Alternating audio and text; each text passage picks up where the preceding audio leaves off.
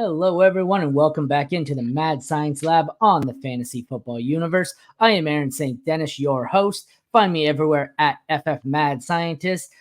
Joined today by the one and only Murph of 5 Yard Rush. How's it going, buddy?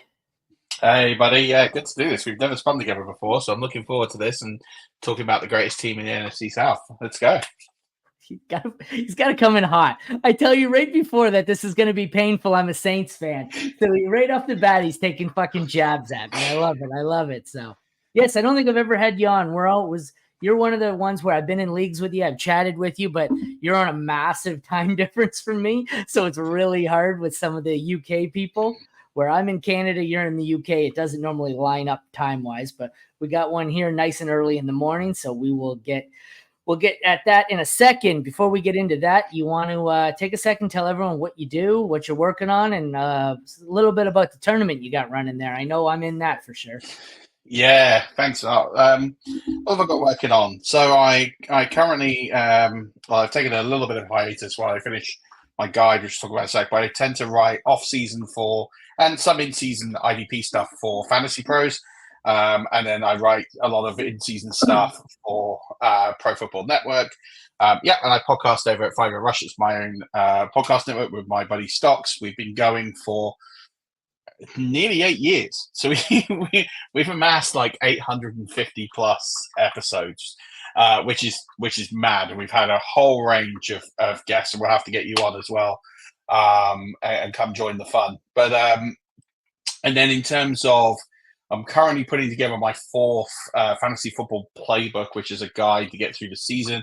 Just done some interesting stuff. I'm just putting the finishing touches to some running back things and the death of the bell cow with some interesting stats inside. So I've put some story behind that, along with my exclusive points against streaming, which is a different version of WAR metric, which is just kind of telling you what positions there's loads of streaming options on the waiver wire you'll be able to pick up through the season versus which ones are more position scarce, which is quite a nice little guide.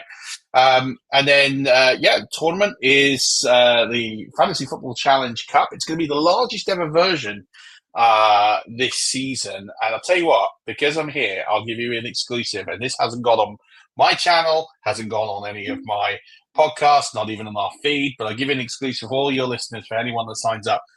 So typically it used to be one tournament, and it was effectively a main event knockout, 256 people. And then I had some people like, well, I just go out in the first round every year. So I do a best ball draft. It's a slow draft. And then I'm out after 2 weeks. And I was the same. I've gone out in the first round like 4 of the 6 years or 3 of the 5 years we've run it. And I was just like, okay. So then I thought, try and keep it a little bit more fun. So I created a plate. So all those that go out in the first round drop to like a secondary tournament, which is effectively the plate. We did that for the first time last year. Brian Drake of Fantasy Points actually took that one home. So he lost in the first round, then ran the table and took home the plate. So we've got a main event, we've got a plate. This year, to get more donations and more people, I'm actually creating a third tournament. So because I wanted to get it over 256, what I've done is basically the first round will be the top 256 advance to the main event. The rest fall into a completely third tier, and I've based a Squid Game type competition for basically, because it's like a battle of death, because it's everyone that's been blown out of round. Like, you haven't even qualified effectively. It's like the pre-round, it's like the pre-round of March Madness. They have those early qualifiers for a few teams. It's going to be a bit like that. And I'm going to drop everyone that doesn't qualify to the top 256 into its own tournament. That way I could get more people and still have some fun, and people can play every week. But then I don't lose the integrity of a 256 team bracket. That's so I'm funny. Do the main event, the plate, and the Squid Game.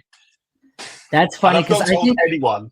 I made it. I survived into the main bracket last year, and I went through a couple of the rounds, and then as I lost, I thought to myself, shit, I wish I had just tanked and made it into the crappy bracket now and tried to win that. Be careful giving away new things on here. We had the one of the guys from Toilets to Titles come on, and he decided to wing it. And he said, "Hey, I'm announcing something that nobody else knows for our tournament this year." And then he got shit from his buddies saying, "What the hell are you announcing that on someone else's show for?" So The good thing is I'm the lead guy on our show, so it doesn't matter. he was And the it's my lead guy event. on his show too, but it didn't matter. They still gave him shit. Well, I don't mind. Like, I think at the end of the day, sharing is caring. So I'll drop it. I'll drop it on my show this week. Again, We air on Thursdays.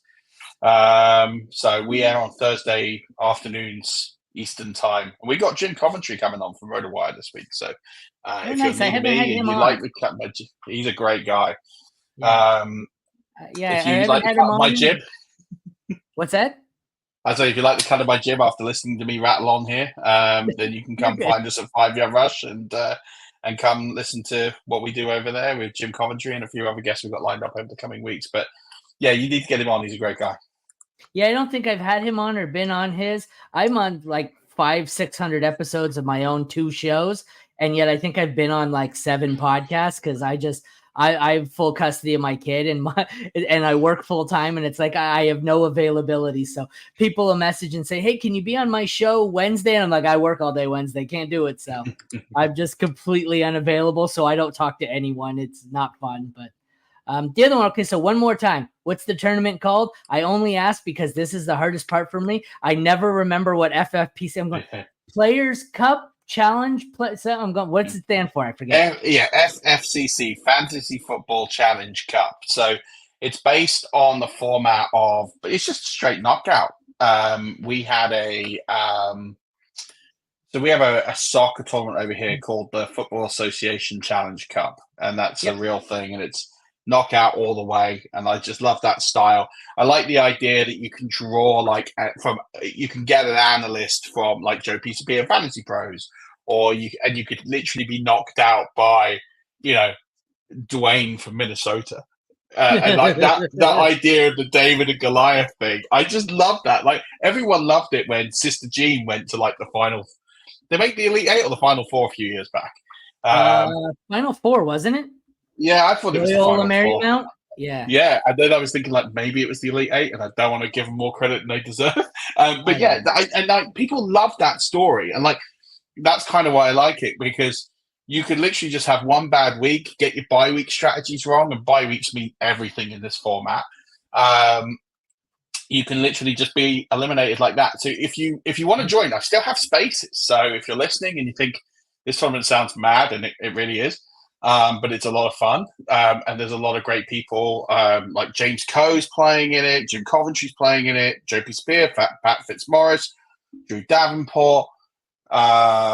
I got Fitzy last year, I believe. You and did. The funny part was your group last year was crazy. But the funny part was not only so I keep forgetting. I thought it was FFPC, but I always forget. But not only that, but I got Fitzy last year, not understanding the rules. We got in. I'm going, what just happened? I'm like, oh, half the teams were eliminated. I was in so many leagues I didn't read the rules, and I was like, oh shit, I've somehow managed to survive just by sheer luck. But we should also mention, I think you're going to do a mock with us tentatively. We're looking at the 7th, and I believe then we're going to sponsor one entry here for you, and we'll give it away, and we'll pay the buy-in for you. So stay tuned for that. In a couple of Sundays, you're going to come back for a mock, and we'll get someone into that Challenge Cup. Now that I got it right, the FFCC. I can never remember these. There's so many tournaments out there. So there is so many. We've been going 6 years, and it's like, yeah, there was only a few then, and now there's like cost me a few $100 a year in charity donations to enter them all. But I love it. I know. And I'm sitting there. So I was doing this one day with my little spreadsheet, and I'm going, I won so many leagues. I'm like, how is my margin not higher? And then I'm going, okay, well, $25 on Scott Fishbowl and $25 on these charity leagues where I'm just putting in dead money and you're never getting it back. And I'm going, more than half of my buy-ins last year were to charity events with no winner. And I'm like, damn it, it's tough to make money this way. Oh yeah, absolutely. You've got Warrior Bowl, you've got the JTT, you've got there's so many competitions. Like, I'm going to get crucified for not naming them all, but but the community of them is amazing. I'm always sort of the bridesmaid, never the bride in these sort of events. Like I was the runner-up of the inaugural Warrior Bowl. I was a finalist of the UKFL, which is now defunct. I made the final of the EFFC one year. I've been a semi-finalist twice in the Scottish Bowl. I go deep in a lot of these tournaments. Finalist in Polly's Pockets. Just never ever get over the line.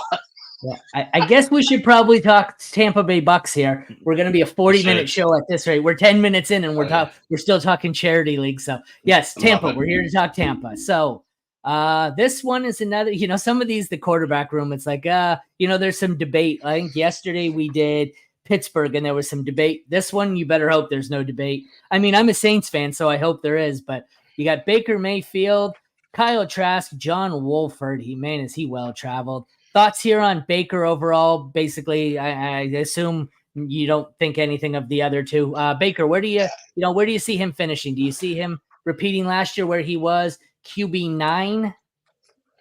Yeah, I don't think he'll be QB9, but I do think he's probably better than his ADP is. I have him probably around about the 14 to 15 range. He's 22 in ADP, if you can't see it on the screen. Sorry to interrupt you. Yeah, I couldn't quite see it. So, yeah, I quite like him at ADP or above ADP. 22's low. The problem with Baker Mayfield is he's not exciting. He's not got that high ceiling, but he has a very safe floor. So, as a quarterback prospect in a super flex, he's fine. He's no one you'd ever draft in a redraft, unless, of course, you're going with I quite like the strategy of going with a high-end quarterback and then taking like a Baker Mayfield as like your insurance bye week / I lose my high-end asset kind of player. But there is no ceiling with Baker. He's just going to tick along and do fine. But having said that, I actually think he'll get more production this year. I think the QB9 is inflated last year because of the amount of injuries that happened. And I think it would be unreasonable to expect that amount of injuries again. So he will decrease on where he was last season, but not. I think his numbers might actually be slightly better. He'll be more efficient in a Liam Cohen offense.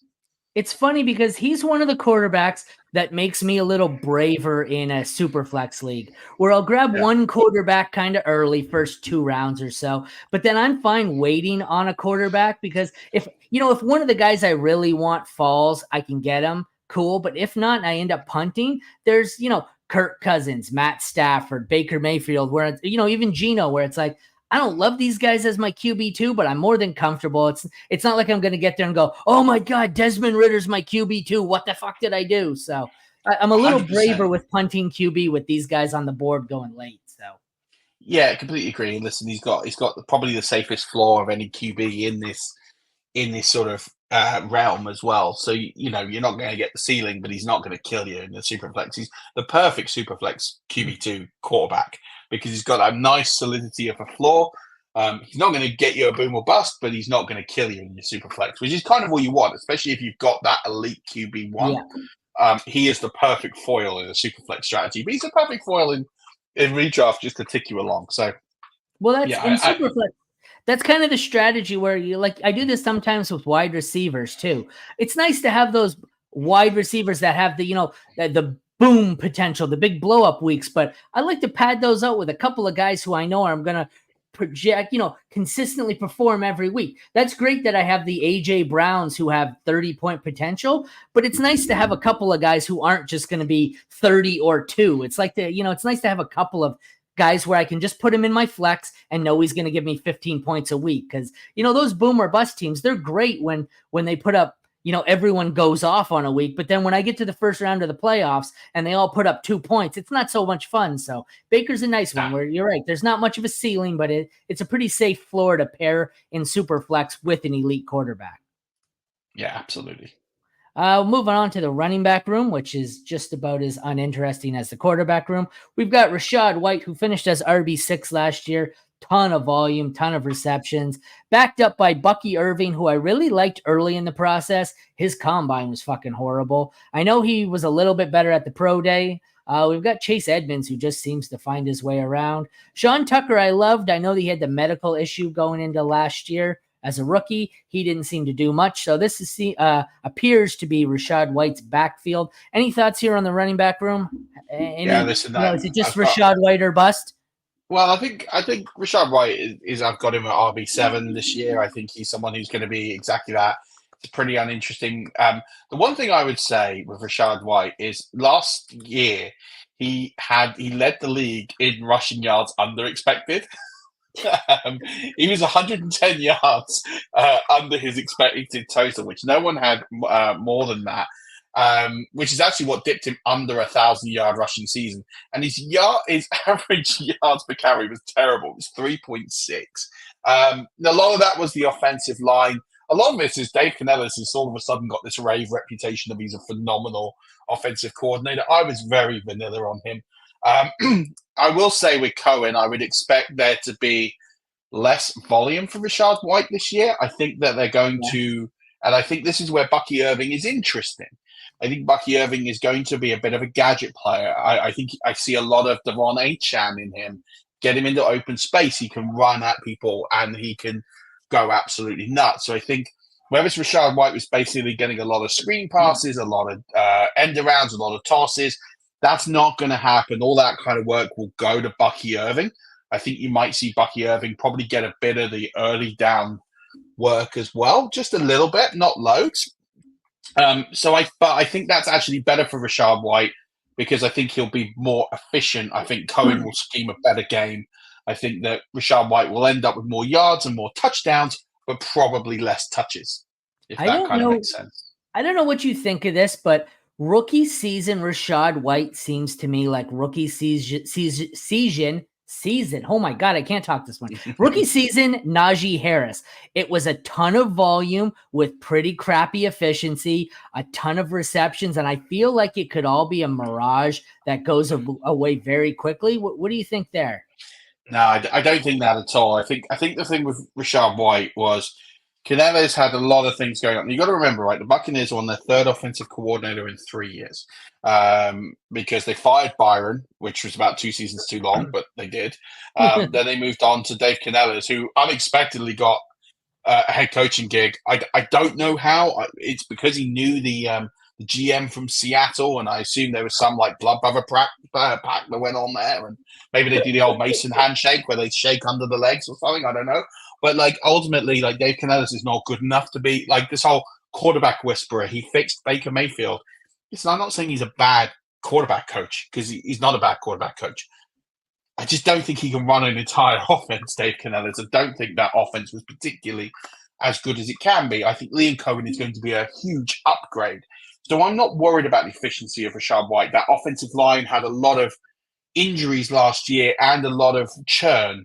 And this year, they've addressed it. They brought Graham Barton in, who's a massive upgrade in that offensive line position. Don't forget last year they switched Tristan Wirfs from the right to the left. That's an adjustment period. That offensive line actually did quite well considering it will be even better with Graham Barton now will create holes for Rashad White and Bucky Irving, and they will be better at running the football. This team has been ranked dead last in rushing efficiency over the last 3 years. They will be better this year at running the football.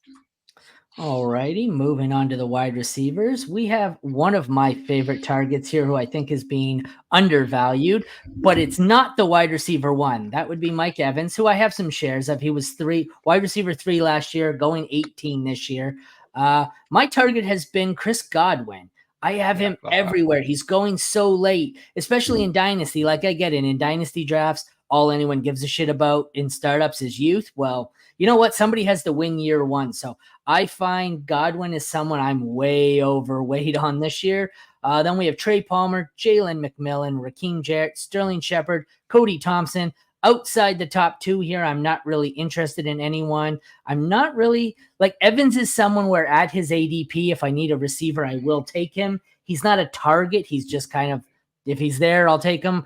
Godwin, like I said, is the one I've been targeting because Godwin, I think him and Deontay Johnson are the 2 receivers that I find are being the most undervalued. What are your thoughts here? Yeah, well, you got to remember, Chris Godwin has had 3,000-yard seasons in the last 4 years. He also gets a high number of targets. He got 130 targets last year, and that was down on the year before where it was 142. Now, you just take away the numbers for a second, right? And this goes back to Dave Canellis. Last year, Dave Canellis did not know how to scheme Chris Godwin. So the usage was pretty safe. He was almost that safety blanket he was almost playing it like a tight end role, getting those sort of 5 for 50, 5 for 60 kind of stat lines that you'd expect a mediocre tight end to get. Because Dave Canellis didn't really have the imagination of where to put Godwin on the field to maximize his talent, and it was incredibly frustrating. Let me tell you now, Liam Cohen is not going to do that. Liam Cohen is going to have a very defined role. You've got to remember, Liam Cohen, in his 1 year as an offensive coordinator in the NFL, he was with the Rams, and he had someone like Cooper Kupp, and he played to this man's strengths. And ultimately, Liam Cohen is going to play. You're going to see Baker Mayfield and Chris Godwin hook up a lot. The guy who's going to get the downward turn on last year isn't going to be Godwin. It's going to be Evans. Evans is still, listen, you can write in pen, Evans is going to get 1,000 yards and 8 touchdowns, right? Write down in pen, that will happen. Don't worry about it. He's not going to get to the echelons he did last year. Last year was an incredibly fruitful relationship. But Godwin, it's all about the growth of Godwin. I see Godwin getting about 130, 140 targets. Again, I think his catches will go up into about the 90 range, but I think his yardage, but more importantly, the touchdowns. The last 2 years, he's had 5 touchdowns. That is not going to happen in a Liam Cohen offense. He will get a lot more. I've got him down as the 4th biggest receiver to have a touchdown regression back to the mean and a positive regression. He was 5 touchdowns under expected last year. He was 4 touchdowns under expected the year before. I see him bouncing back to the mean, getting somewhere those 6 and 7 touchdowns. If you add 5 touchdowns to Chris Godwin, he jumps from 31 to like 21. Yeah. And all of a sudden you're talking about, and that's the thing is, he doesn't need to improve too much in the other metrics. 1,000 yards, 83 catches, put that to 1,190 catches. That'll push him into the bottom end of the wide receiver 2. But if he gets up to 7 or 8 touchdowns, he's knocking on the door of wide receiver 1 numbers. And that pathway is really easy to get to. So he's going at what, 33, 30, 32 on ADP? 31. Right. There's no way he finishes there or under. His pathway's up. Now, it's not super sexy, but it will be very industrious and it will get there for you. And again, we talk about volume being so key, having that safe floor. He's not going to put up those 30, 40-point weeks that a Tyreek Hill's going to give you, but he is going to put up 15 points a week pretty consistently throughout the season. So jump on board, buy him at the value. You're going to get good value on it. No, I agree 100%. It doesn't sound super sexy, but this is one of those, excuse me, rough morning. This is one of those teams where it's super consolidated. Like there's only 4 or 5 pieces here for fantasy and you want them and no one else. Like you want Baker, you want Rashad White, Mike Evans, Chris Godwin, and then if we'll transition to tight end here. If you believe in K-Dot, and there's one. Sorry, go ahead. Yeah, I would just say, just one point on Dynasty, buy in on Jalen McMillan. I don't think this year is going to be particularly effective. And from a 2023 perspective, you can sit him on your taxi squad and leave him here.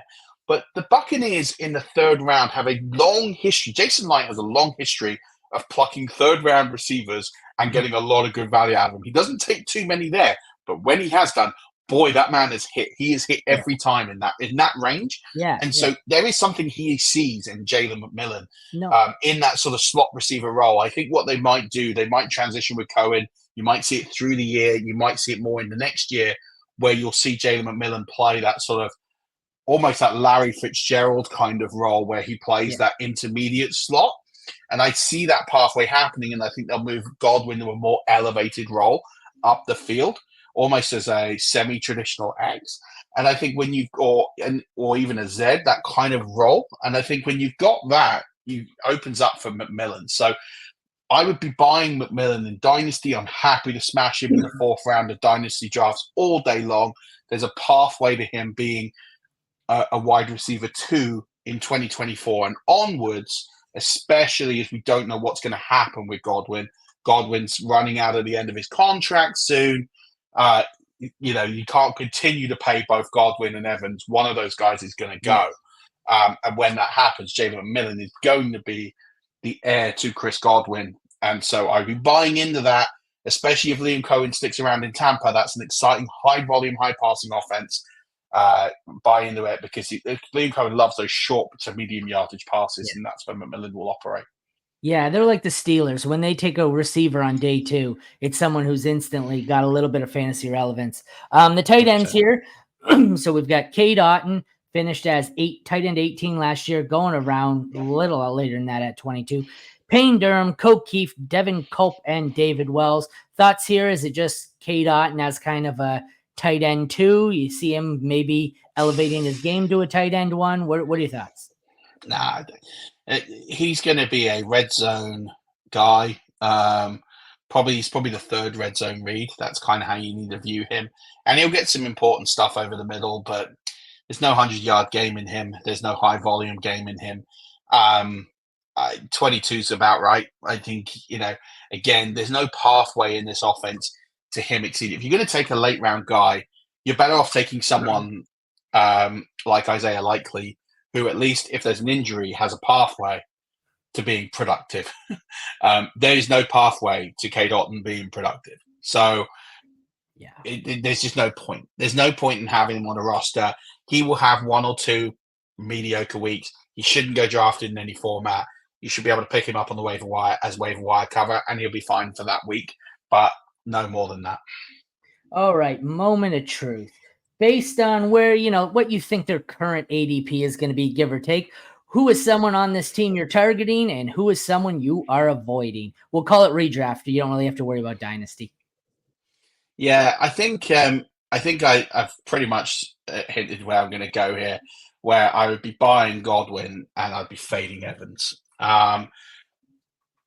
Again, I think when you're looking at 18 and how quickly those receivers are going off the board, he's in a similar range to guys like Michael Pittman Jr., who I would much rather have pieces of. I just like the guys in that range a whole lot more than I like Mike Evans. And I love I've got a Mike Evans jersey. I'm a big Mike Evans fan. You won't find many bigger Mike Evans fans than me, and he will get his 108 touch, 1,000 yards and 8 touchdowns. You can write down in pen. It will happen. But I don't think he's going to be as productive as he was last year, and that's because I think Chris Godwin will be. He'll be more productive. He'll get more touchdowns. They'll have to be shared around a bit more this year. Cohen will make sure that happens. And so, I'm buying Chris Godwin at his ADP. I'm fading Mike Evans at his. The rest I don't think are that insane. I think that, Baker's a little low. I'll buy him in Superflex leagues all day long, and I'm probably not touching Otton at all. Yeah. Nope, those were the 2 I chose, and pretty much the same reason. I'm going Godwin because he's being way undervalued. And Mike Evans, I'm avoiding, and it's not that I don't like Mike Evans. It's just like you said, when I'm on the clock in that range, if I'm looking receiver, I like a lot of the other receivers in that range, and Michael Pittman would have been one of them. That's a great call. All right, so we're going to close it out here with a little schedule action. I will go through each one of these games and you just tell me win or lose, and we'll see what record you have for Tampa. Spoiler alert, it's normally a fan doing this. I think we're 4 shows in, and apparently every team in the NFL is going to have 13 wins this year. This is what happens when you let homers do it. So, all right, we'll start. Home against the Commanders. Yeah, it's a W there for sure. At Detroit. Take an L there. Home to the Broncos. Win there. Home against the Eagles. A win there. At the Falcons. A win there. At the Saints. A loss there. I don't want to see it, but we have a pretty poor record in the Superdome. So I think, yeah, that's true, but I think the Saints are awful as a Saints fan. Home against the Ravens. Loss there. Home against the Falcons. Win. Beat the Falcons. At the Chiefs. Loss there. Home against the Niners. Loss there. Okay, so let's see. You have 1, 2, 3, 4, 5. 5-5 at the bye week from the looks of it. If I did my math right, 1, 2, 3, 4. Yep, 5-5 going into the bye week. All right, week 12 at the Giants. Win there. All right, at Carolina. A win there. Some of these I have them written down even before you say it. Like this next one, home against the Raiders. Yeah, put the W up on the board there. Yeah, that's an easy one. At the Chargers. A win there. 9-5 at the Cowboys. A loss there. We're pretty close on these so far. Home against the Panthers. A win there. And home against the Saints. Yeah, I'll take a win there as well. I'll caveat it. on the basis that we play at full strength. At this point, 10-6 could win the NFC South outright, and they could just bench all the starters. And if that happens, then I'll take an L. But if providing there's something to be played for in this game, then it'll be a W. Well, you have the Bucs winning 11 games. I think that's more than enough to win the NFC South. I think it's pretty. I looked through this, and I think we're pretty much on board. There might be one or two where I flip, but I think we have them coming out somewhere similar. I had them, I think, at 10, but either way, I think it's enough to win the South. This might be one of those divisions where 500 wins the South. So, all right. Well, thanks, Murph. We won it 2 years ago at 8 and 9. So. Yeah. All right. Well, thanks, Murph. Before we get out of here, you want to take one more chance to tell everyone what you do?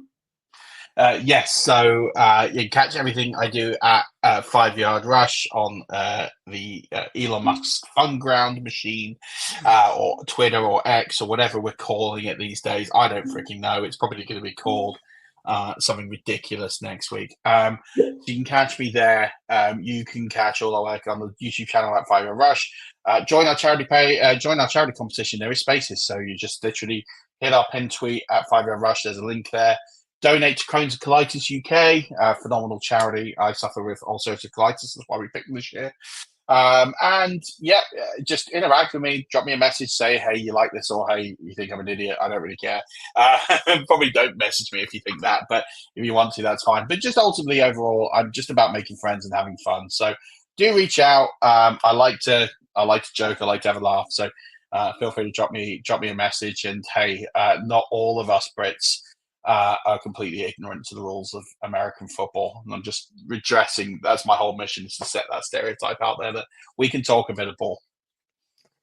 It's good because I can't talk soccer one bit. My kid's a fan this year, and he's like, stop calling it soccer, Dad. It's football. I'm like, I'm from Canada. I don't know what the fuck you're talking about. So, all right, Murph, well, thanks for joining me. I'm sure we'll be in contact again. We're going to try and get that mock draft and get somebody else in the FFCC, and I will be in that tournament with you this year. Thank you, everyone, for tuning back into the Mad Science Lab on the FFU. Check back tomorrow for, spoiler alert, the New England Patriots with my co-host, Jeremy. All right. Thank you, everyone. Take care and have a great day. We'll see you next time.